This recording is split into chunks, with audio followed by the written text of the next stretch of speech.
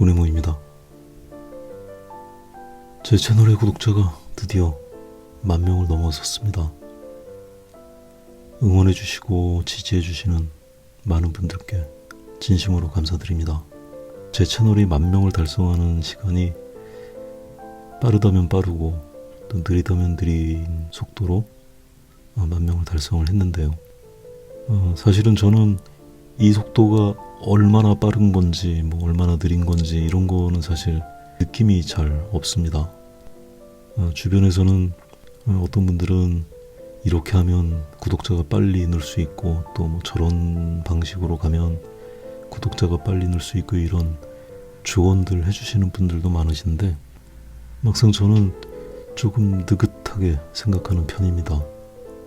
조금 빠르게 가자고 하는 그런 것들도 저의 채널을 아껴주시기 때문에 하시는 말씀들이시겠지만 저는 이렇게 천천히 가도 제가 별로 불편한 걸 느끼지 못해서 그런지 괜찮습니다. 그냥 이런 속도로 그리고 싶은 그림들을 그려서 보여드리고 그 속도에 호응해 주시고 공감해 주시는 그 속도가 이 속도려니 하고 그냥 편안하게 진행하고 있습니다.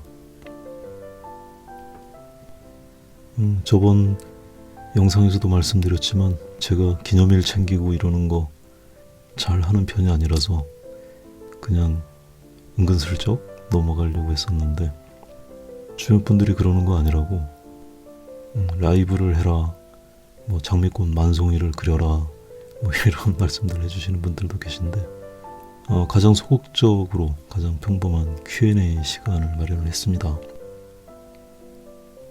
먼저 제일 많은 분들이 질문을 해주신 내용부터 답변 드리기로 할게요.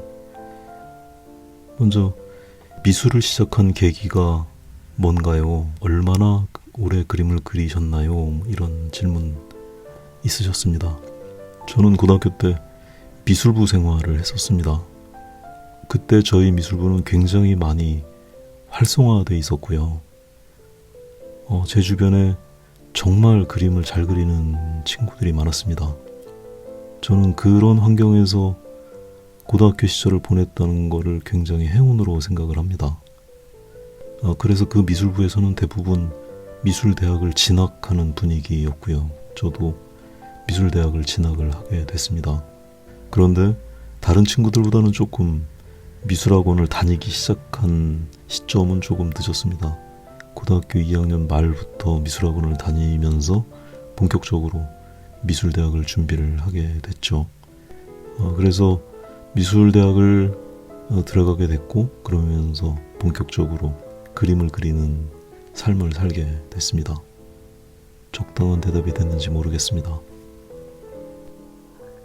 그 다음으로 많았던 질문은 전시 계획이 있는가? 그리고 굿즈, 엽서 같은 거 말씀하셨고요. 책 출간 계획이 있는가? 수채화 유화 같은 장르 변화를 할 생각이 있는가에 대한 질문이셨습니다. 그렇지 않아도 10월쯤에 전시회를 할 계획이었는데 다 아시다시피 코로나 때문에 계획이 어그러졌습니다. 물론 전시를 하는 경우도 있기는 하지만 굳이 전시를 해야 할 만큼 다급한 것도 아닌 것 같고 해서 그냥 기약 없이 미뤄뒀습니다. 그리고 굿즈에 관한 건데요. 엽서나 캘린더나 이런 거 만들어 달라는 말씀들 이전부터 꽤 많으셨습니다. 올해 안에 진행할 생각입니다. 나중에 이게 만들어지고 나면 공지를 해서 알려드리도록 하겠습니다. 그 다음엔 책 출간에 대한 계획이 있는가에 대한 말씀이셨는데 아직은 구체적으로 계획이 있지는 않습니다. 책을 만들 수 있을 만큼 그림이 준비되어 있는 게 아닌 것 같아서 이거는 아직 계획이 없습니다. 아마도 계획을 한다면 내년쯤 계획을 할 수 있지 않을까 지금은 막연하게 생각하고 있습니다. 그리고 그림 동영상에 수채화나 유화 같은 다른 장르의 그림을 업로드할 계획이 있는가에 대해서 물어보셨는데요. 그건 제가 유튜브를 처음 시작할 때 그냥 정말 별 생각 없이 시작을 해서 책상 위에 그림을 놓고 그리는 것 것들만 생각을 했었습니다. 펜 드로잉도 그렇고 오일 파스텔도 그렇고 테이블 작업을 하는데 별 문제가 없었기 때문에 진행할 수 있었는데 이와 같은 그림을 그린다면 그림을 촬영하는 모든 환경이 바뀌어야 되기 때문에 준비하는 시간이 좀 걸릴 것 같습니다. 다음은 답변드리기 좀 간단한 질문을 찾아보겠습니다. 강아지는 잘 있나요? 몇 살인가요? 이런 질문이 있었습니다. 저희 집 강아지는 13살이 조금 넘었습니다. 나이가 좀 많아서 눈도 잘 안 보이기 시작했고요. 귀도 조금씩 어두워져 가는 것 같습니다. 강아지가 나이가 많아지는 거 보는 거 마음이 많이 안 좋습니다. 그 다음 질문은 라이브 방송을 안 하느냐는 말씀 여러분들이 해주셨는데 제가 라이브 방송을 해보려고 시도를 해봤었습니다. 그런데 이게 영 어렵더라고요. 말에 집중하면 그림이 NG가 나고 그림에 집중하면 말이 NG가 나더라고요. 그렇게 몇 번 시도해보다가 단념하게 됐습니다. 지금 생각으로는 라이브 방송을 하려면 조금 더 공력을 쌓아야 될 것 같습니다.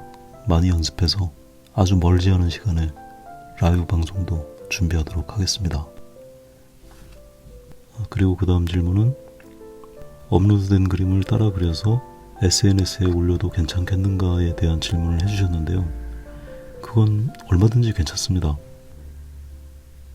그리고 좋아하는 화가가 누구인가에 대해서 물어보셨습니다.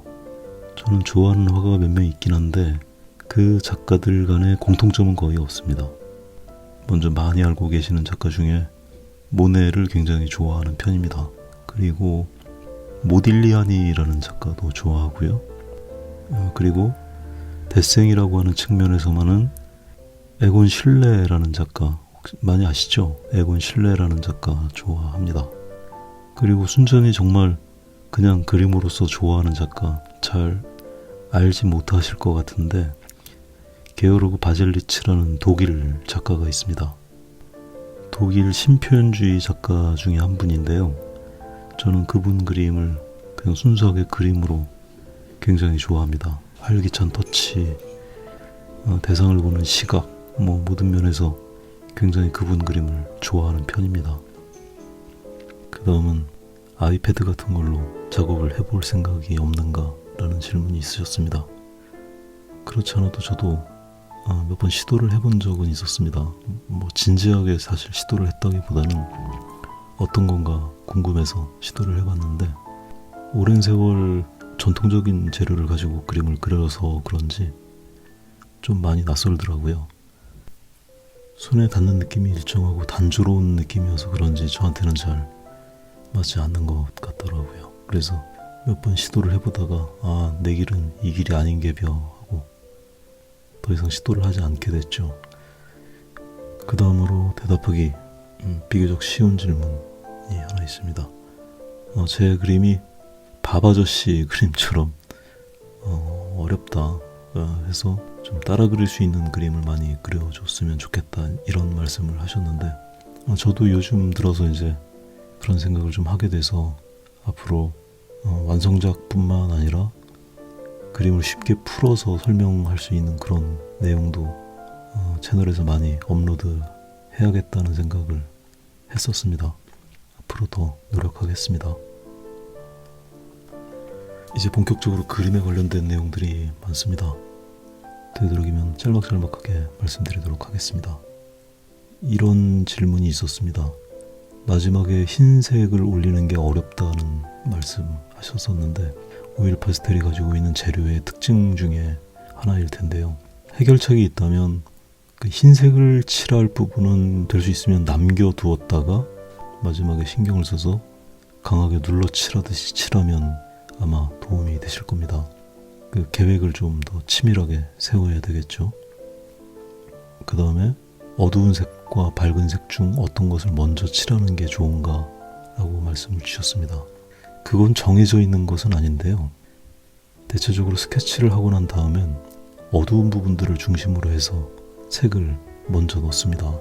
종이는 흰색 종이에다 그리는 게 대부분이기 때문에 어두운 부분을 먼저 집어넣으면 밝은 색이 드러나게 되고요. 그러므로 해서 그림의 전체적인 명도의 균형을 잡게 됩니다. 그 다음은 양감을 표현하는 것이 어렵다는 말씀을 해주신 분이 계십니다.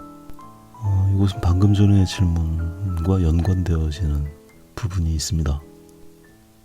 양감이라고 하는 것은 빛이 사물에 닿아서 밝은 부분이 생기고 빛을 받지 못하는 부분은 어두운 부분이 되겠죠.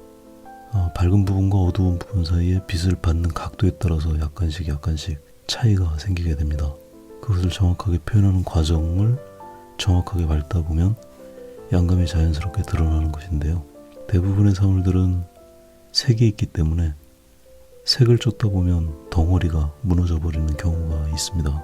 그래서 양감이 취약하다고 생각하시는 분은 일정 기간 색이 없는 사물을 그려보시는 것도 나쁘지 않을 것 같습니다. 예전에 미술대학을 준비하는 모든 학생들이 석고대생을 했었는데요. 석고대생을 한 이유가 색의 방해를 받지 않고 대상의 덩어리를 공부할 수 있는 좋은 방법이기 때문에 석고대생을 했었던 겁니다. 지금부터의 질문 내용들은 좀 어려운 질문들입니다. 생각을 많이 해야 되는 질문들인데요. 업로드한 그림들 중에서 어떤 그림이 제일 마음에 드는가 하는 질문이 있으셨습니다. 이 질문은 좋게 안 들리실 수도 있겠지만 그림의 수준이나 이런 문제하고는 상관없이 마음에 드는 그림이 사실은 없습니다. 그림이 마음에 든다고 하는 것이 어떤 기준일지 모르겠는데 그림을 그리기 전에 계획했었던 것에서 많이 벗어나지 않고 수월하게 손을 뗀 그림이 만족의 기준이라면 몇 개의 그림을 꼽을 수는 있을 것 같습니다.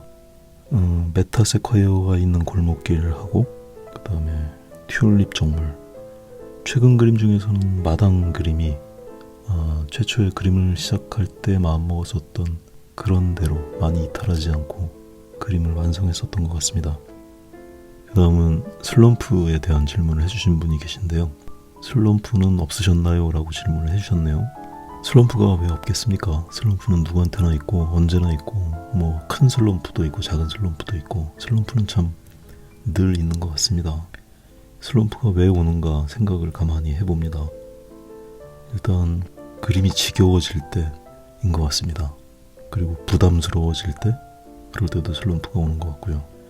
해법을 찾는데 너무나 많이 시간이 걸리거나 해법을 찾다가 길을 잃었을 때도 오는 것 같고요. 그리고 때로 그림에 대해서 오만했을 때에도 부지불식간에 오는 것 같습니다. 지금까지 열거한 몇 개의 경우가 모두 심리적인 문제하고 관련이 있는 게 아닌가 그런 생각이 드네요. 지금은 그림에 대한 슬럼프에 대해서만 말씀을 드리고 있지만 일상에서도 그런 슬럼프는 올 수 있는 것 같습니다. 저는 이런 경우에 머리를 식히거나 뭔가를 환기할 수 있는 그런 휴식을 취하거나 이런 경우도 있습니다만 대부분의 이 슬럼프를 벗어나는 방법은 차분하게 순서를 다시 생각하는 경우가 많습니다. 그렇다고 마음먹은 대로 항상 슬럼프에서 벗어나지는 건 아니지만 적어도 제가 할 수 있는 방법에서는 그게 최선이라고 생각을 합니다. 그 다음 진짜 어려운 질문 주셨는데요. 예고생 분이시랍니다. 사실 굉장히 어려운 질문인데 제가 고등학생일 때 이런 고민을 했었나 싶습니다. 이 질문을 받고 대견하구나, 멋지구나 이런 생각도 했었는데요. 감성적인 쪽을 쫓아서 이성적인 쪽을 놓치는 경우가 많다. 그래서 테크닉적으로 좀 만족스럽지 않은 결과가 많이 나오는 경우가 많다. 색에 집중해서 논리적인 그런 쪽들을 놓친다는 말씀이신 것 같아요. 근데 제가 그림을 그려본 경험으로 그림은 이성적이기만 한 그림도 없고 감성적이기만 한 그림도 없는 것 같습니다. 개인의 취향이나 성향에 따라서 약간씩의 차이가 있을 수는 있지만 이성적인 것과 감성적인 것 두 가지를 다 가지고 있는 게 정상입니다. 그림의 전체 요소에서 보자면 단지 색상만 감성을 투영하는 건 아닙니다. 예를 들자면 형태에서도 감성을 투영할 수가 있는데요. 아까 제가 언급했었던 제가 좋아하는 화가들 중에 모딜리아니라는 작가의 그림을 보시면 형태에서도 굉장히 독특하고 감성을 투영하는 흔적들을 많이 발견할 수 있습니다. 또 어떤 측면에서 덩어리, 양감에 대해서 말씀을 드리자면 레제 같은 작가의 경우 보면 덩어리에서 그 양감을 해석하는 것에서 상당히 감성이 투영되어진 그런 흔적들을 발견할 수가 있죠.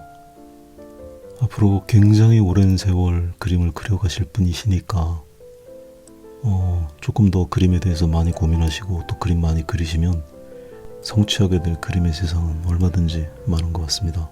아무튼 고등학생이 하는 고민이라고는 믿어지지 않을 만큼 정말 깊이 있는 고민 대단합니다. 앞으로 더 훌륭한 그림 그리실 수 있을 것 같습니다. 그 외에도 몇몇 질문이 더 있으셨는데요. 시간이 너무 길어지면 지루해질 것 같아서 이 정도로 Q&A는 줄이도록 하겠습니다. 오늘 미처 답변 드리지 못한 분들께는 죄송하다는 말씀 드립니다. 오늘 질문과 더불어서 제안해 주신 내용을 최대한 반영해서 부족하지만 더 좋은 내용, 좋은 그림 많이 올려서 의미 있는 채널로 성장하도록 노력하겠습니다. 앞으로도 변하지 않는 응원 부탁드립니다. 다시 한번 제 채널에 관심을 가져주신 모든 분들께 진심으로 감사드립니다.